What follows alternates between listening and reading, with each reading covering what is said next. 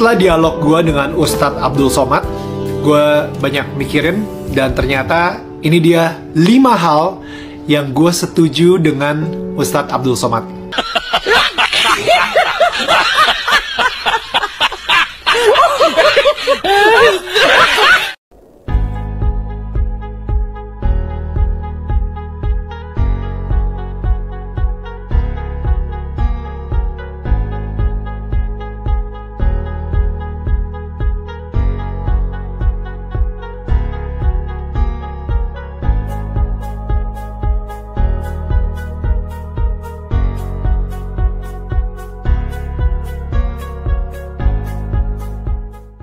Saudara-saudaraku yang terkasih di dalam Tuhan, bertemu kembali dengan saya Rina Solihin dalam channel Rina Menjawab. Saya berdoa teman-teman semua dalam keadaan sehat dan selalu bersukacita ya, di dalam Tuhan kita Yesus Kristus. Teman-teman, dunia maya sedang ramai ya, diramaikan oleh Daniel Mananta teman-teman ya, yang barusan mengunjungi Abdul Somad ya. Jadi habis berkunjung ya, bersilaturahmi ke Abdul Somad, kemudian Daniel Mananta membawa oleh-oleh pulang ya. Dia membawa oleh-oleh lalu membagikannya di media sosial teman-teman ya. Ternyata oleh-oleh ini menjadi bumerang bagi Daniel sendiri teman-teman ya. Karena oleh-olehnya bukan sembarangan oleh-oleh teman-teman ya, tetapi dia membawa pesan-pesan dari Abdul Somad ya, dan dia menyatakan dia setuju terhadap apa yang dikatakan oleh Abdul Somad. Bagaimana ceritanya? Tentunya Rina Solihin tidak akan ketinggalan teman-teman dalam mengomentari, dalam menganalisa ya, apa sebenarnya yang terjadi ya dengan Daniel Mananta ini teman-teman. Kita tahu dia seorang Katolik kalau tidak salah ya. Saya kurang tahu pasti apakah Katolik atau Protestan atau apa gitu. Yang jelas dia itu non Muslim ya, dan dia masih percaya kepada Tuhan Yesus, tapi dari denominasi mana saya tidak tahu teman-teman. Sejauh ini saya belum tahu ya, tapi dia percaya bahwa Yesus adalah Tuhan ya. Seperti apa sebenarnya pesan-pesan dari Abdul Somad yang dibawa oleh Daniel Mananta ini dan dibagikan kepada kita semua ya. Tentunya kita juga berhak teman-teman untuk mengomentari ya, untuk menanggapi apakah oleh-oleh ini enak ditelan atau dikembalikan begitu kan. Kalau dia berupa makanan, enak gak sih gitu? Kalau nggak enak ya kita kembalikan saja teman-teman ya. Nah, untuk itu tetaplah bersama Noverina Solihin, dan terima kasih atas kehadiran Anda teman-teman. Bersama-sama kita melihat kebenaran firman Tuhan tentunya. Saya selalu menanggapi sesuatu, mengkomentar segala sesuatu apa adanya, seperti apa yang dikatakan oleh firman Tuhan ya. Saya tidak terpengaruh oleh pendapat si A, si B, si C dan sebagainya, karena saya standing on the Bible only teman-teman. Daniel Mananta mengatakan ada 5 ya, cenderamata ya, berupa pesan-pesan yang dibawa dari Abdul Somad ya, yang sudah dibagikan untuk kita semua. Kita akan ulas satu persatu teman-teman. Tetaplah bersama Noverina Solihin dan berikan dukungan Anda untuk pengembangan channel ini supaya Injil diberitakan sampai ke seluruh dunia, sehingga banyak orang mengenal kebenaran dan diselamatkan.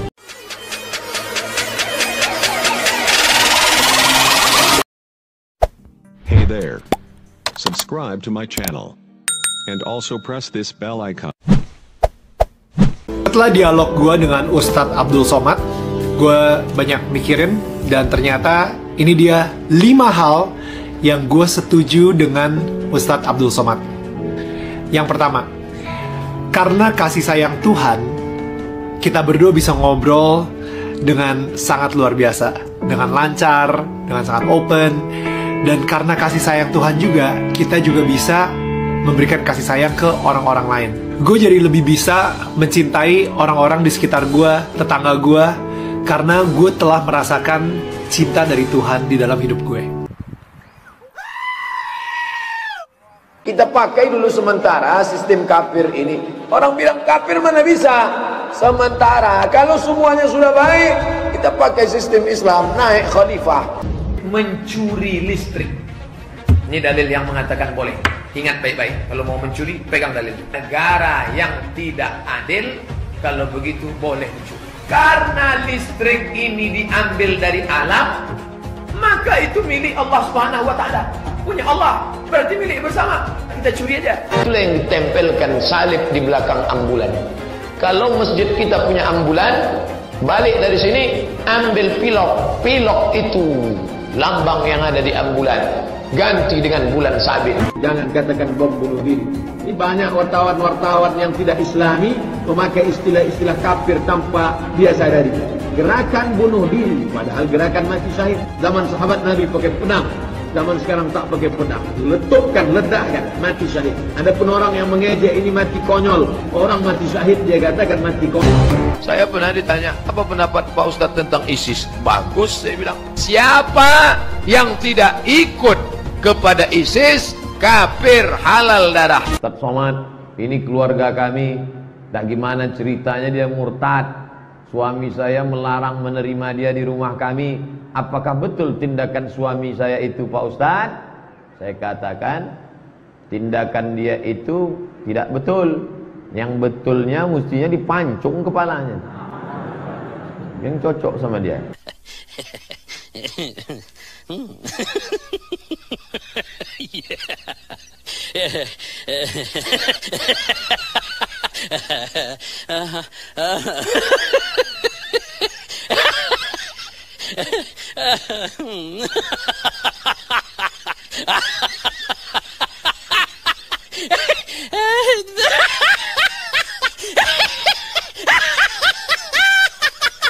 Kita mengasihi karena Allah lebih dahulu mengasihi kita.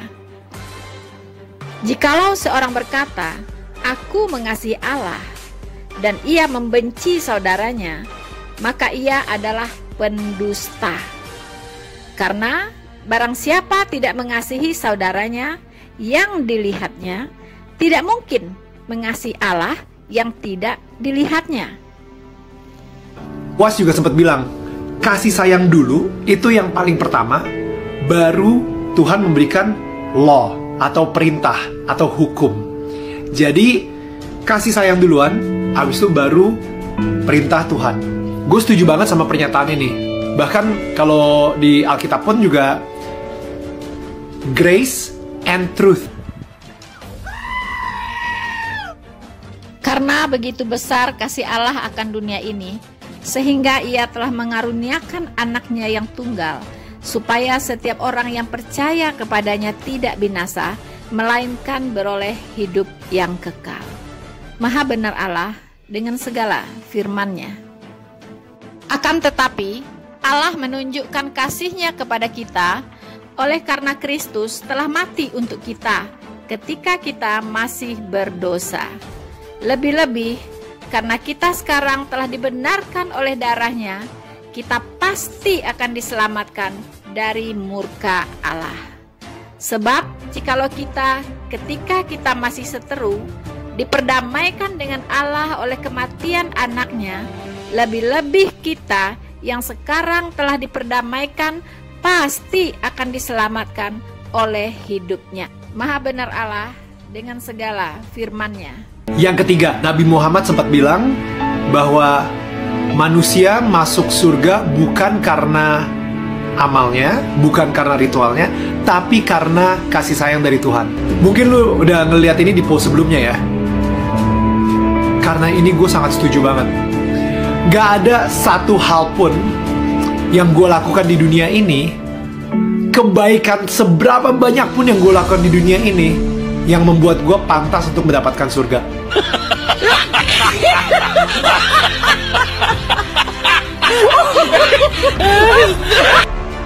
Sebab karena kasih karunia kamu diselamatkan oleh iman. Itu bukan hasil usahamu, tetapi pemberian Allah. Itu bukan hasil pekerjaanmu. Jangan ada orang yang memegahkan diri. Yang keempat, Ini gue nggak ngira kalau saya ternyata dukun itu lagi hits dibicarakan di luar sana dan lagi viral gitu ya. Tapi gue sama Uwas, kita berdua sama-sama setuju. Kenapa banyak banget orang-orang, bahkan di sekeliling gue, bahkan orang-orang yang sudah Kristen sekalipun atau Nasrani gitu ya, bahkan orang-orang yang sudah mengenal Yesus di dalam hidupnya, itu lebih berserah sama dukun, ahli feng shui, kartu tarot, astrologi, daripada berserah sama Tuhan. Mereka lebih percaya apa yang tukang ramal bilang ke mereka daripada apa yang Tuhan bilang ke mereka. Jadi, gue suka banget statement dari Uwas bahwa dukun itu menggunakan kekuatan gelap, kekuatan setan, bukan kekuatan Tuhan. Jadi, saat ini gue pengen ngomong khusus sama orang-orang yang sudah menjadi pengikut Yesus. Lo harus milih satu sih. Lo gak bisa milih dua, gak bisa milih tiga. Lo harus milih satu. Kalau misalnya emang bener lo mengikuti Tuhan Yesus, berarti udah tuh gak ada lagi tuh yang namanya astrologi, gak ada lagi yang namanya feng shui atau show, ngeliatin hokinya dari mana, ngelakuin ritual-ritual supaya lu dikasih hoki sama nenek moyang. Udah gak ada lagi. Karena sumber berkat kita itu cuma dari satu, yaitu dari Tuhan Yesus. Gani.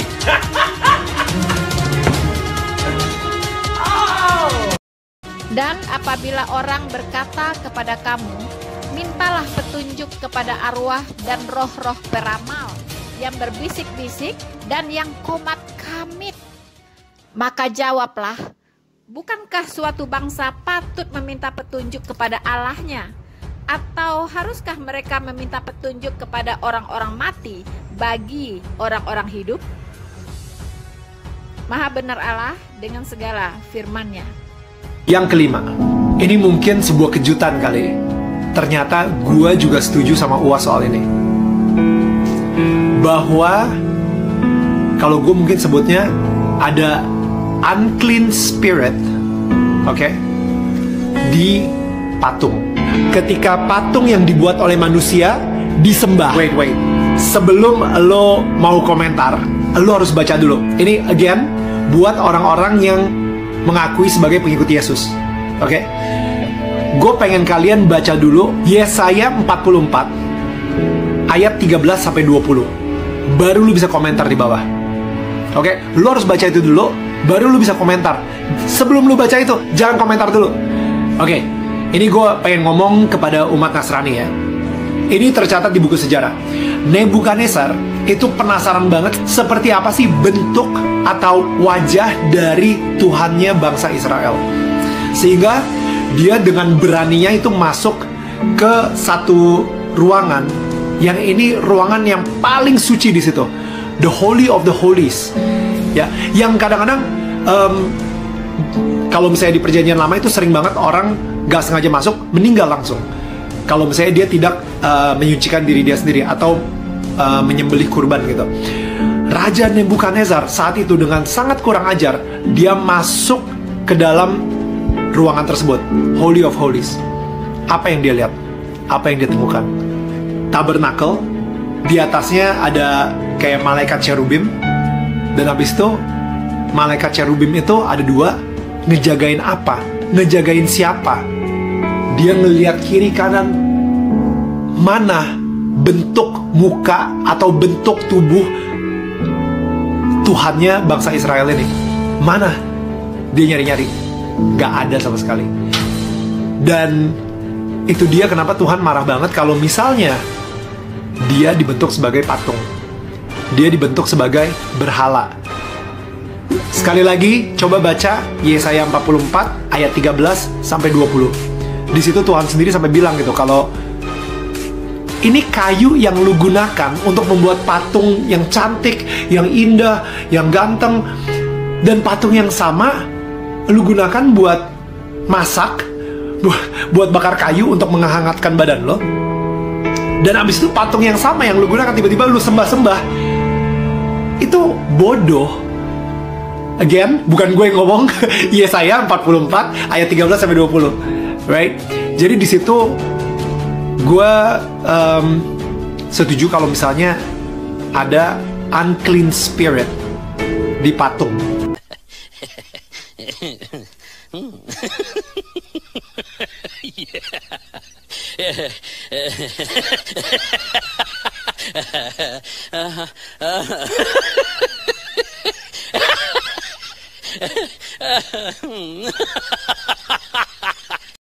Janganlah kamu membuat berhala bagimu, dan patung atau tugu berhala janganlah kamu dirikan bagimu.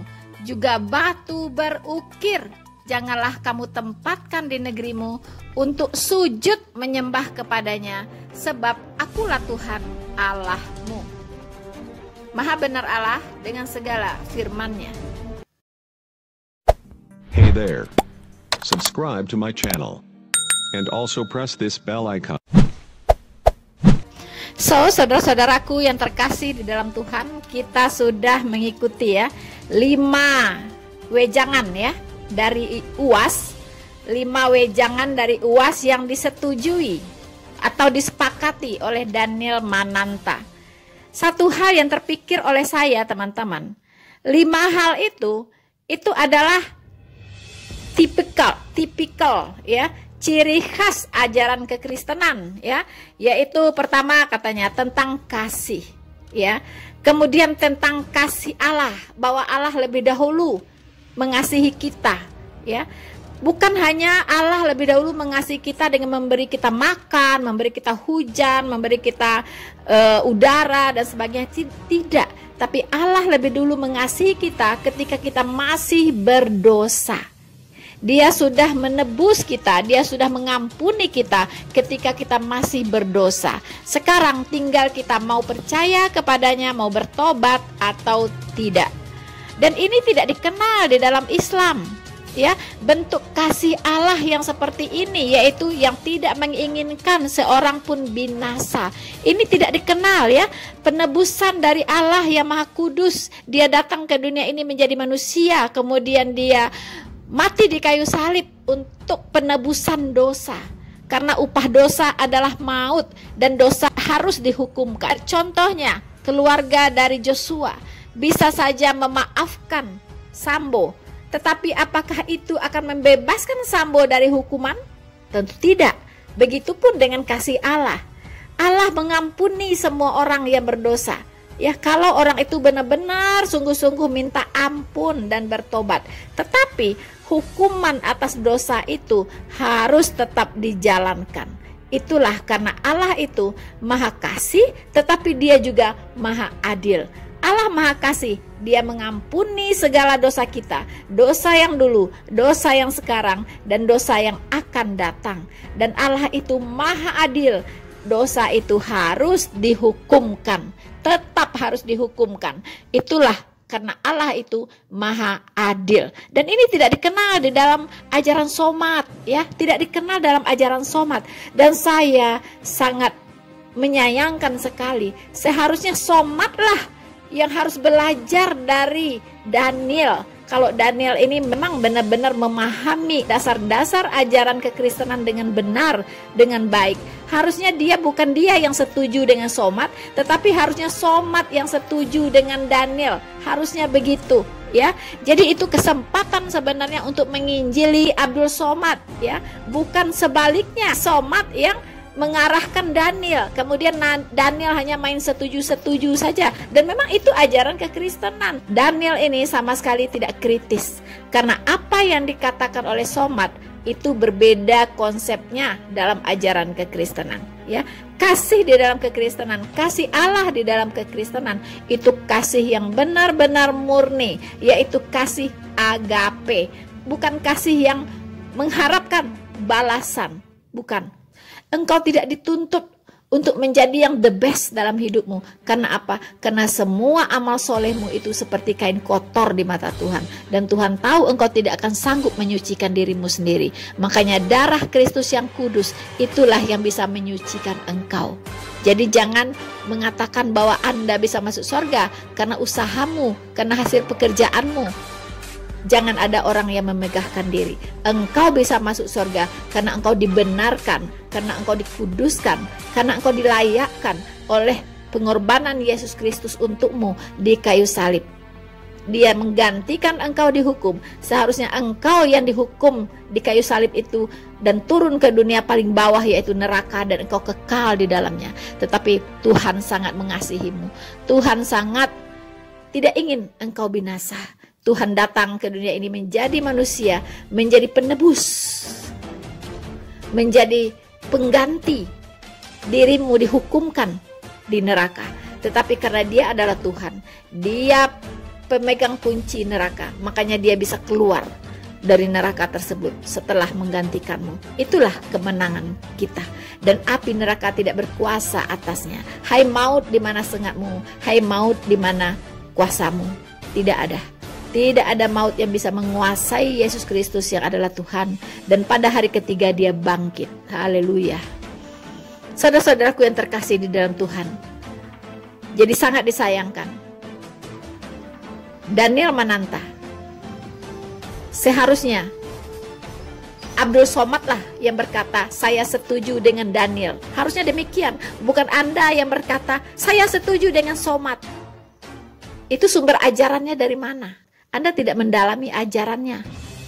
Dan Anda main setuju-setuju saja. Apa yang dia katakan tidak sesuai dengan apa yang dikatakan oleh Alkitab. Jauh panggang dari api. Beda konsep, bro. Beda konsep. Ya, jadi itu yang sangat disayangkan. So, saudara Mananta, nomor 4, Anda membahas tadi tentang kuasa-kuasa kegelapan, roh-roh beramal, dukun-dukun, ya. Dan saya katakan saya sangat bersyukur, puji Tuhan, ya, bahwa saya sudah bebas dari hal-hal itu semua. Sudah bebas dari semua yang bersifat goib, ya. Sudah bebas dari hal-hal yang berhubungan dengan magic, ya, yang berhubungan dengan perdukunan, berhubungan dengan jimat-jimat, ya, berhubungan dengan macam-macam lah, syariat, sesuatu bahasa yang lebih halusnya yaitu syariat. Padahal itu pergi ke dukun, ya. Kalau kita buka usaha, syariatnya ya pergi ke dukun, itu syariat, begitu kan? Daniel, saya mantan muslim dan saya tahu bagaimana di Islam itu, ya, karena saya dulu ada di sana. Tapi saya bersyukur di Kristen, ya, tidak ada lagi yang namanya ziarah ke kuburan, berdoa ke kuburan ulama dan sebagainya, ya. Berdoa ke kuburannya siapa gitu, ya, yang di kiai apa, ulama apa, itu tidak ada di dalam kekristenan. Tidak ada lagi sembahyang ke kuburan, itu tidak ada, ya. Kasarnya seperti itu. Tidak ada lagi minta syariat ini, syariat itu kalau ingin sukses, tidak ada lagi, ya. Dan tidak ada lagi bertanya kepada roh-roh petenun, peramal, ya, minta jampi-jampi, minta zimat-zimat, itu tidak ada lagi di dalam kekristenan. Dan itu semua najis di mata Tuhan, ya. Jadi saya pikir Anda mengapa jadi terkaget-kaget, ya, seolah-olah, ya, ketika Somad berkata demikian. Anda tidak tahu, ya, Anda tidak tahu bagaimana yang sebenarnya Daniel, ya. Dan Anda katakan orang Kristen banyak yang seperti itu. Siapa? Setahu saya orang Kristen justru, ya, tidak ada main-main begituan. Paling orang-orang tertentu saja, yang orang-orang yang masih tradisional lah, ya. Orang-orang Kristen mungkin yang masih kuat, ya, budayanya, adat istiadatnya, ya, mungkin begitu kan. Tapi setahu saya tidak ada ajaran Tuhan Yesus, ya, yang mengizinkan umatnya untuk berbuat seperti itu, yang berharap kepada yang lain, ya. Tuhan mengajarkan hanya satu, ya, tempat kita berharap, yaitu Tuhan Yesus. Dan itu saya tahu persis, tidak ada. Bahkan saya dulu dengan saya yang hari ini, ya, itu sangat berbeda, begitu. Dulu saya bergaulnya dengan para dukun-dukun, ya kan. Saya tahu bagaimana mereka, ya, kesaktian mereka, saya tahu persis. Anda bisa lihat salah satu video saya, itu saya sharing, ya, tentang kehidupan saya sebelum saya bertobat ikut Tuhan Yesus. Ya, itu banyak sekali orang-orang pintar katanya, dukun-dukun, ya, peramal-peramal mendatangi saya, ya, dan mengajak saya untuk bergabung. Wow, ya. Dan mengiming-imingkan kesuksesan, mengiming-imingkan segala macam begitu. Dulu ya. Tetapi setelah saya bertobat ikut Tuhan Yesus, mereka semua hengkang. Mereka semua lenyap di telan bumi, tidak ada satupun lagi yang datang. Ya itulah iblis-iblis, ya kan? Iblis mengutus mereka supaya saya diperangkap, masuk perangkap mereka. Ya kan? Kalau saya sudah masuk perangkap mereka, ya mungkin saya tidak kenal Yesus hari ini. Ya kan? Nah, jadi begitu Daniel, ya. Jadi jangan Anda blunder mengatakan orang Kristen banyak yang seperti itu. Ya, tidak, saya tahu persis kok. Saya bisa membedakan karena saya dulu ada di sana dan sekarang saya ada di sini. Saya tahu persis bedanya. Jadi tolong kalau bicara hati-hati, ya. Hati-hati. Saya tidak tahu Anda ini apa. Anda ini seorang apologet atau Anda ini apa gitu ya. Kalau Anda memang ingin masuk ke dalam pelayanan yang memberitakan kebenaran firman Tuhan, mendingan belajar dulu deh. Anda masuk dulu deh sekolah teologi, atau Anda ambillah waktu untuk pendalaman Alkitab sampai Anda menguasai semua, Anda baru sharing ya. Jadi jangan jadi blunder. Saya lihat Anda ini mengiyakan somat, Anda juga mengiyakan Alkitab begitu. Ya, Anda kira Tuhannya somat dengan Tuhannya Alkitab itu sama? Hah?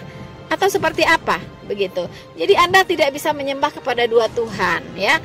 Anda kalau bicaralah dari sumber yang benar ya, sumber yang Anda imani begitu. Ya, jadi jangan Anda ke sana ya, ke sini yes gitu. Jadi Anda mengacaukan kekristenan nanti jadinya ya. Jadi maaf, saya harus menasihati Anda dalam hal ini, Daniel. Dan terakhir Anda bicara tentang patung ya. Dalam hal ini, sejauh itu memang tertulis dan memang dibenarkan oleh Alkitab, itu saya sangat setuju ya, bahwa orang Kristen najis dan haram hukumnya membuat patung apapun bentuknya ya, baik berbentuk manusia, perempuan, laki-laki, berbentuk benda-benda langit, berbentuk ikan-ikan di lautan, berbentuk apapun tidak boleh. Tidak boleh membuat patung dalam bentuk apapun juga. Ini saya sangat setuju ya. Tetapi Anda seharusnya ada diskusi dengan Abdul Somad ya.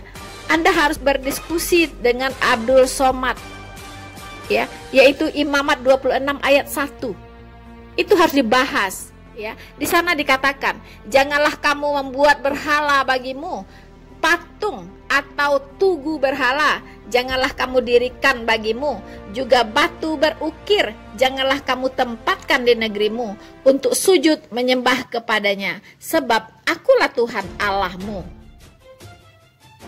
Saudara Daniel, ada hal yang dilarang di sini di Imamat 26 ayat 1 dan ini sangat ditegaskan. Pertama, bentuk berhala itu adalah patung. Ya, patung. Yang kedua, tugu berhala. Tugu berhala ini bentuknya adalah berupa monumenkah, bangunankah, atau berbentuk segitiga kah, 4 persegi kah, berbentuk segi 4 kah, kotak kah, bulatan kah, terserah.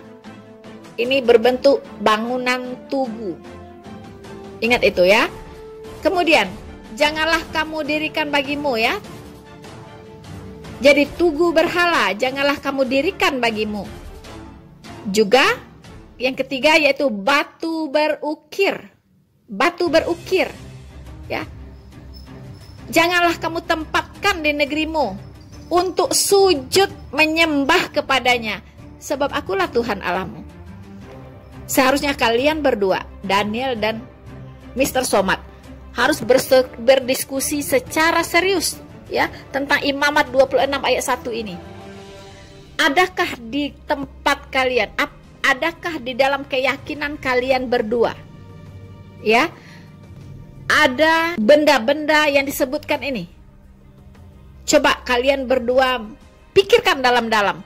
Adakah dalam ritual-ritual agama kalian berhubungan dengan hal ini? Ya, saya bicara kepada Daniel dan Abdul Somad. Pertama, patung. Adakah? Oke, Abdul Somad mungkin tidak ada patung.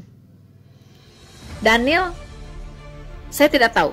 Kalau Anda Katolik, Anda ada patung. Ya. Kemudian yang kedua, tugu berhala, ya. Apakah dalam agama kalian ada benda yang digunakan dalam ritual-ritual keagamaan kalian berbentuk tugu berhala? Adakah? Jawab dengan jujur. Jawab dengan jujur, cukup di dalam hati. Ya, jawab dengan jujur, cukup di dalam hati. Adakah? Kemudian, batu berukir. Silahkan dipikirkan, direnungkan. Adakah dalam ritual keagamaan kalian berdua, Abdul Somad dan Daniel, yaitu memiliki benda-benda yang dikultuskan berbentuk batu berukir? Adakah? Kalau ada, silahkan dijawab di dalam hati dan diakui. Dan di sini dikatakan, apakah kalian sujud menyembah kepada benda-benda tersebut? Ataukah bagaimana? Seandainya dalam ritual kalian benda-benda tersebut disingkirkan, saya katakan disingkirkan, apakah ritual-ritual agama kalian masih sah? Masih sahkah tanpa benda-benda tersebut? Hanya kalian berdua yang bisa menjawabnya. Silahkan dijawab di dalam hati. Saya katakan, jika ritual-ritual keagamaan kalian menjadi tidak sah ketika benda-benda tadi yang saya sebutkan, yaitu berupa patung atau berupa tugu berhalakah atau berupa batu berukirkah, jika disingkirkan, maka makna dari ritual keagamaan kalian menjadi hilang. Silahkan dijawab dengan jujur di dalam hati. Jika benda-benda ini sangat berpengaruh, sangat menentukan keabsahan dari ritual keagamaan kalian, maka pastikan kalian dalam konteks ini sudah sedang menyembah berhala. Mau diakui atau tidak diakui, beginilah kebenaran firman Tuhan yang bisa saya sampaikan. Maaf, pesan terakhir saya untuk Daniel Mananta.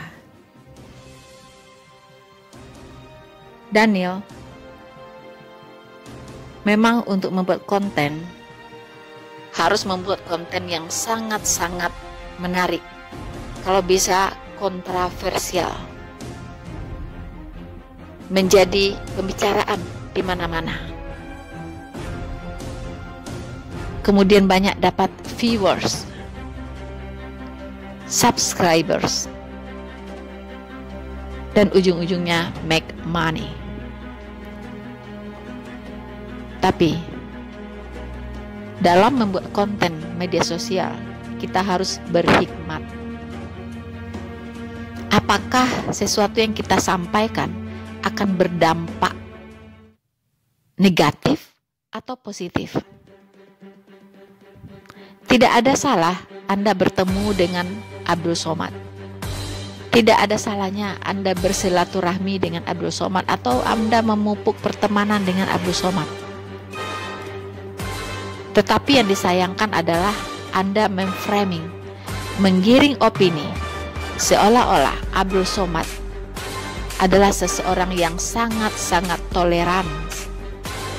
Dan kita tahu bagaimana track record seorang Abdul Somad. terutama dalam sepak terjangnya terhadap kekristenan. Masih segar di ingatan kita ketika dia berorasi menghalalkan darah orang-orang kafir. Dan apakah Anda lupa? Saya jadi curiga. Anda punya proyek apa dengan Abdul Somad? Ini praduga tidak bersalah loh. Ini praduga tidak bersalah sekali lagi. Anda dapat proyek apa dari Abdul Somad? Apakah untuk membuat namanya clean? Karena sudah unclean. Daniel, di mata semua umat Kristen, dia sudah unclean.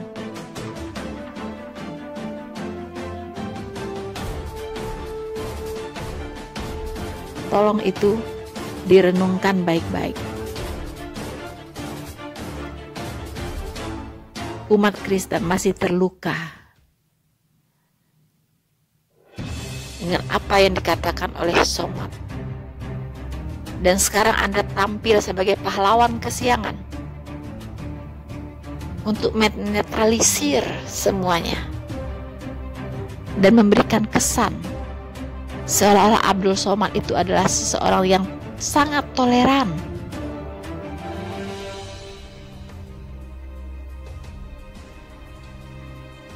Ingat, bangsa Indonesia butuh manusia-manusia yang nasionalis, yang cinta NKRI, cinta perbedaan, cinta untuk menjunjung tinggi Pancasila dan Undang-Undang Dasar 1945 dan anti kekerasan.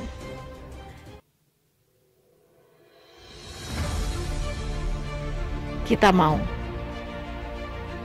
tidak ada ucapan-ucapan yang mengintimidasi kaum minoritas di Republik ini. Dan Anda sedang mentolerir itu.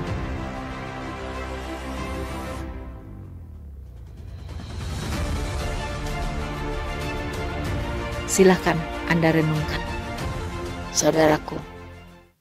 Tuhan Yesus memberkati Anda. Maranatha.